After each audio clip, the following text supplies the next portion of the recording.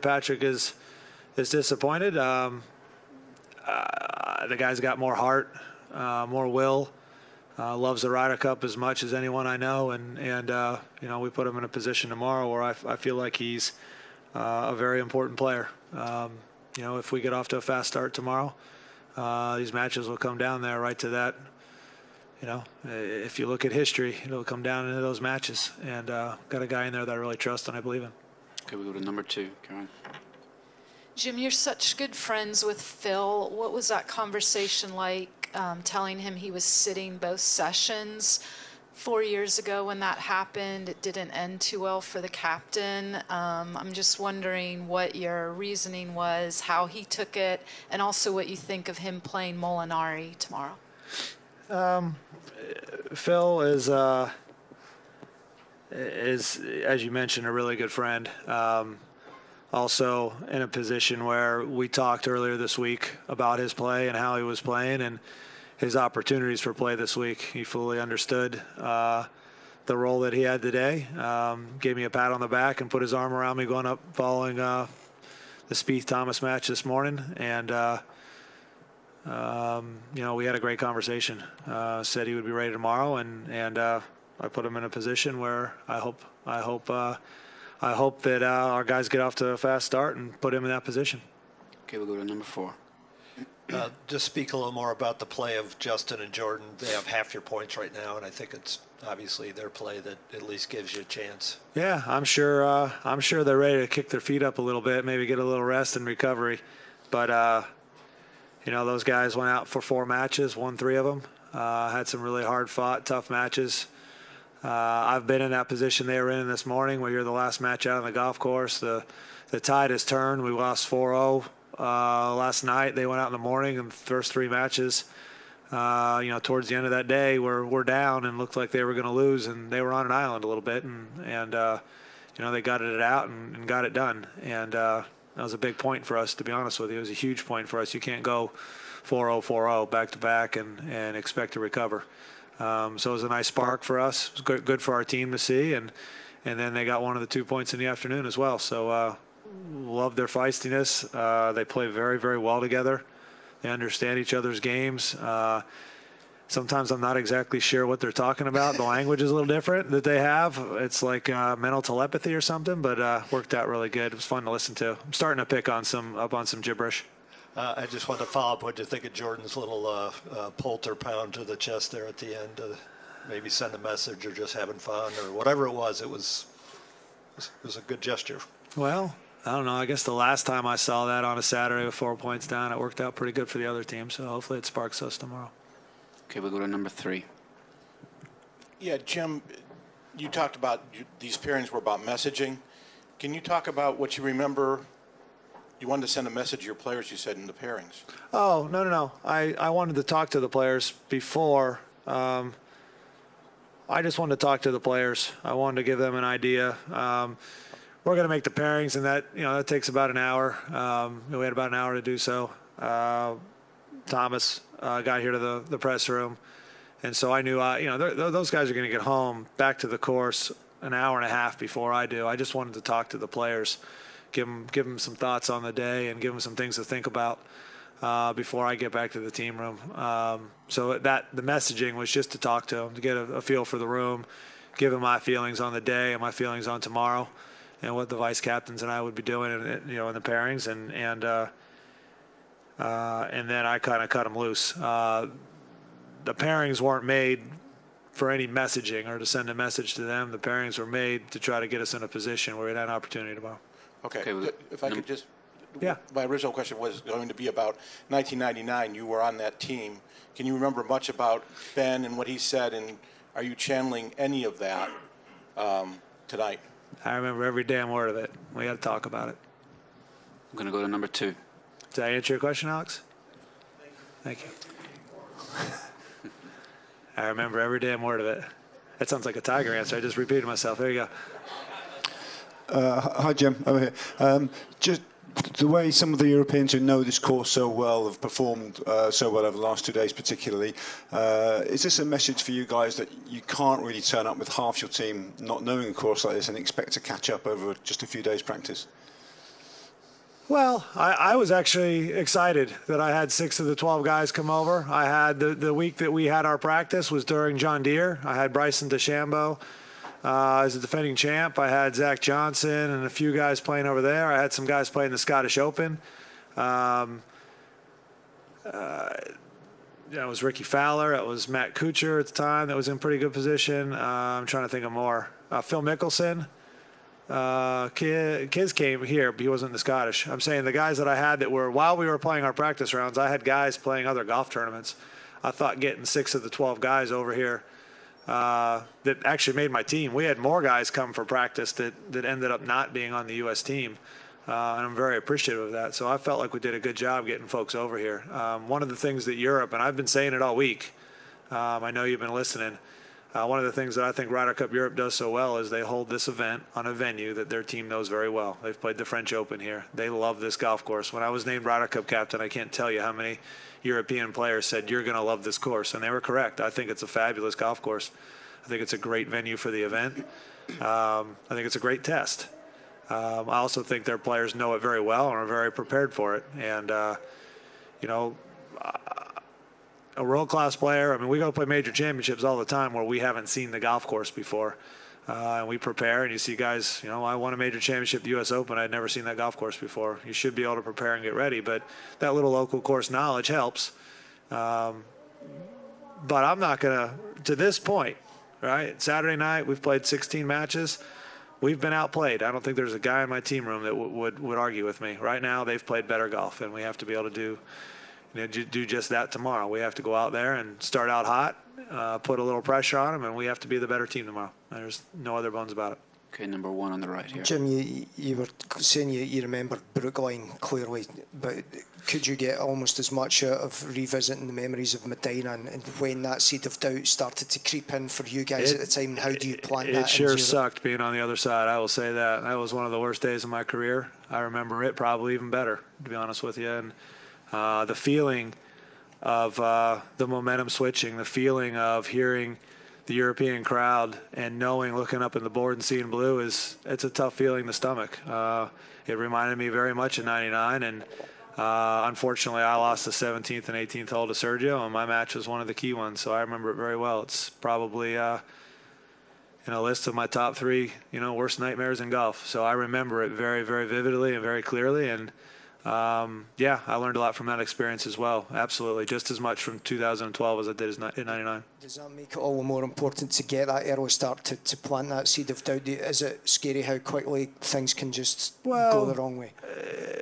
There's always an ebb and flow. You get out and there could be 3 red scores up on the board, and you look up next time and there's 4 blue and 1 red, and then you look up again and there's a tide. But in the middle of the day, I hope, I'm really hoping we get some red on the board and we get some momentum, and be a lot of fun. I know it puts a lot of pressure on the other team, and it's not like there's a secret potion, or, we didn't set up our pairings any differently probably than you all expected. We put out some guys early we thought could give us a spark, and maybe had, I'll just say we put out some guys we thought could give us a spark. Okay, number 3 on the left. Jim, Ben Crenshaw is here this week. Yes, sir. Will you have him come in, waggle a finger at the team, or That's is a good idea. anybody going to come talk to them tonight, try to inspire them? We've invited, if I were to be totally honest, the past captains that are here are invited to come visit and see us, and each and every one of them have taken us up on that, and they've been around. I think it's good for our younger players that maybe didn't know Ben and Tom Kite and Tom Lehman and Dave Stockton, and maybe haven't had the opportunity to be around them. They're such gentlemen, and so we've invited them to kind of hang out and come have a drink, and they've chatted with the players some. I think it's great to have them around. Okay, So, number 4. if he wants to wave a finger, he's more than invited. Jim, you got asked yesterday about Tiger and if you thought he might have been injured, and while that might not be the case, I'm pretty sure he wasn't with the 36 holes today. he clearly took a couple of hard lashes at a few shots as well, but he does seem a little off. I mean, obviously last week was a big win. Can you say, is he ill? Is he under the weather at all? I mean, we haven't had a chance to talk to him really he just looks, obviously a little bit not quite the way he's been. I think early in the week he looked a little tired. I think his pace looked slow a little bit walking. I think that's expected. Coming off a big win, you think emotionally what he put into his comeback to this season, the amount of golf he played leading up, trying to make the Ryder Cup team, trying to basically almost win the FedEx Cup. I mean, he put a lot of work and a lot of effort into it and played a lot more golf than he's used to. And physically, I think Tiger's pretty fit, but that takes a mental toll, and I think he was a little tired earlier this week. I think, the idea to sit, to rest him, basically, sit's a bad word, to rest him on Friday afternoon, I think was a good one. I think he was tired. It allowed him to maybe get some energy back, watch his teammates play a little bit, provide a spark as a veteran leader, and we came out today and decided to play him 36. I think his style of game lends itself very well for foursomes. I think he can control the ball very well. That's what you need, and it didn't work out. But I think he might be emotionally a little bit tired, but you find a way in a Ryder Cup to gain some energy and some adrenaline, and you work hard, and I know he's going to be fit and ready to go tomorrow. Number 2 in the middle. Jim, when you look at Tiger's record in the team sessions in this event, not so much at the President's Cup, but it's not what you probably would expect from Tiger Woods in his career. What do you attribute that to? This week, I'd have to say Francesco Molinari and Tommy Fleetwood.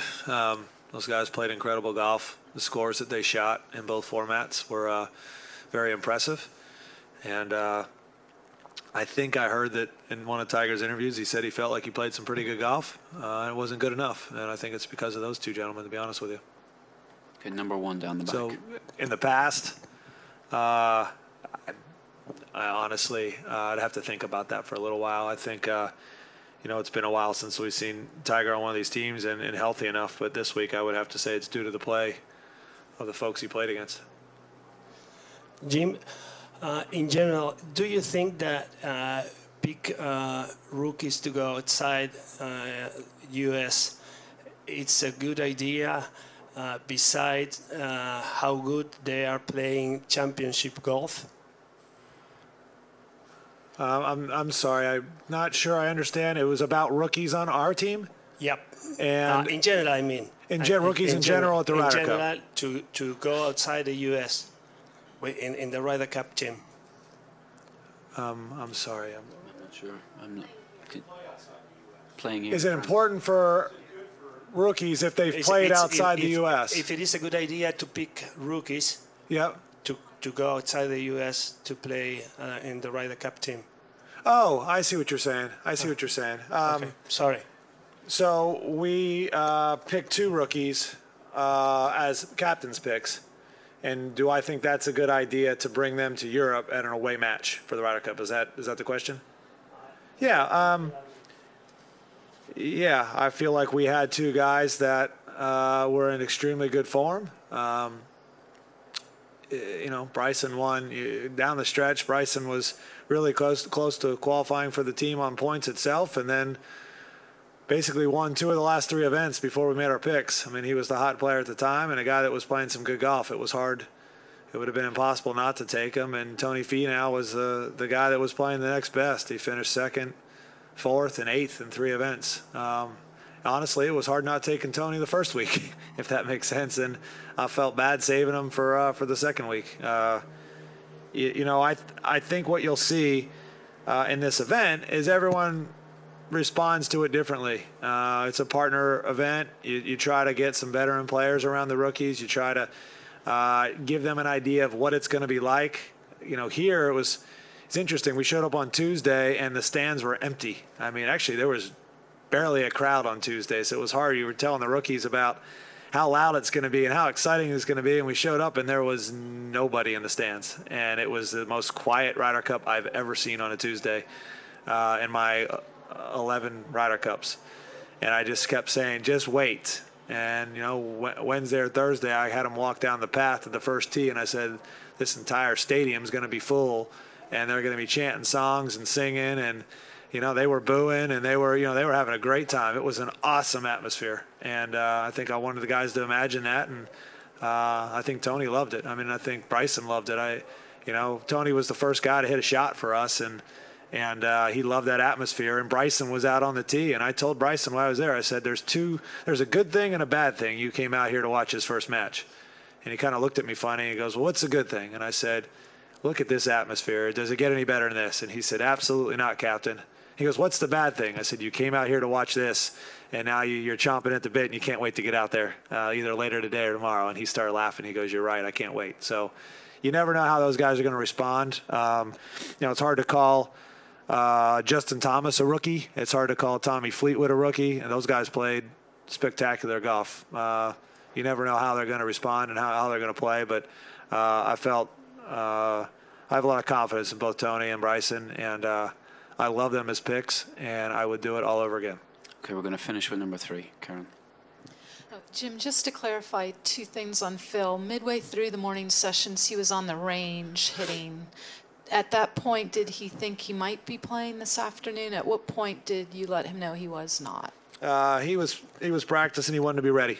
He wanted to have a few things working on his game, and I let him know about the time we were putting pairings out that he would not be playing in the afternoon, and I got a chance to catch up with him. He was following Justin and Jordan, and we had that talk when I'm 17. So I had to leave him a message to tell him, which I don't like to do. I'd rather do it in person, but I really need to be out there on the golf course, and I wanted to really kind of cheer on my team. And like I said, that last point was big for us. It was exciting, and I was happy for the 2 of them.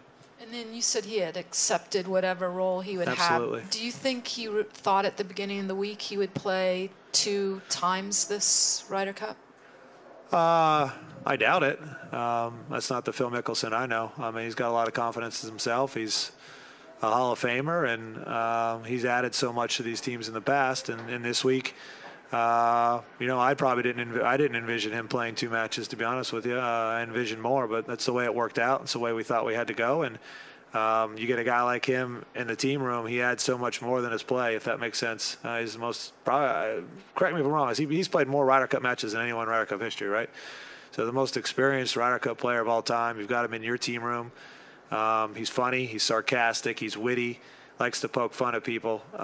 He's a great guy to have there in the team room. I think the younger players had fun having a go at him as well this week, which was fun to see. And he provides a lot more than just play. And I'd be disappointed if he said he thought he was going to play 2. I know Phil. He wants to be out there just like everyone else. But that's part of being a team, and that's part of this event. We have 12 amazing players, and they can't all play every match. And you accept what you get. And my guys are happy to be a part of this and be a part of this team and this event. And I had no issues in the team room like that. Jim, thank you very much, and best of luck tomorrow. Cheers. Thank you, Jim. Appreciate it. Have a good evening.